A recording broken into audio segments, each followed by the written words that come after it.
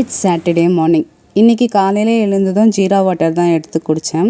So work கொஞ்சம் இருந்ததுனால மார்னிங்கே கொஞ்சம் லாகின் பண்ணுற மாதிரி இருந்தது. ஸோ பெண்டிங் ஒர்க்லாம் முடிச்சுட்டு தான் இன்றைக்கி லன்ச் ரெசிபி வந்து ரெடி பண்ணேன்.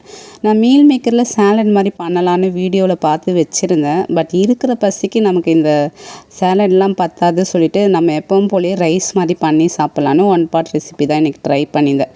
இந்த காய்கறி எதுவுமே போடாமல் ப்ளைனாக மீல் மேக்கரை மட்டும் வச்சு பண்ணால் கொஞ்சம் இன்னும் நல்லா சிம்பிளாக அண்ட் டேஸ்ட்டாக இருக்குமேன்னு ட்ரை பண்ணியிருந்தேன். ஸோ எப்பவும் போல் இந்த பிரியாணி ஐட்டம்ஸ்க்கு தேவைப்படுற மாதிரி வெங்காயம், தக்காளி, பச்சை மிளகாய் இதெல்லாம் நல்லா கட் பண்ணி வச்சுட்டேன். நான் எல்லாமே ரெடி பண்ணி வச்சுட்டு ஃபைனலாக தான் ரைஸ் வந்து ஊற வச்சேன். எல்லாமே ரெடி பண்ணிவிட்டு எப்பவும் போல் குக்கரில் தான் இன்றைக்கி பண்ணியிருந்தேன். ஆயில், ஸ்பைசி ஐட்டம்ஸ், வெங்காயம், தக்காளி, பச்சை மிளகாய், இஞ்சி, பூண்டு, அதுக்கப்புறம் ஒரு 1/4 கையளவுக்கு புதினா இதெல்லாம் ஆட் பண்ணிட்டு மீல் மேக்கர், காரப்பொடி இதெல்லாம் நல்லா கொஞ்சம் நேரத்துக்கு அந்த காரம் வந்து மீல் மேக்கரில் ஊறுற மாதிரி பண்ணிவிட்டு அதுக்கப்புறம் தான் தண்ணி ஆட் பண்ணியிருந்தேன்.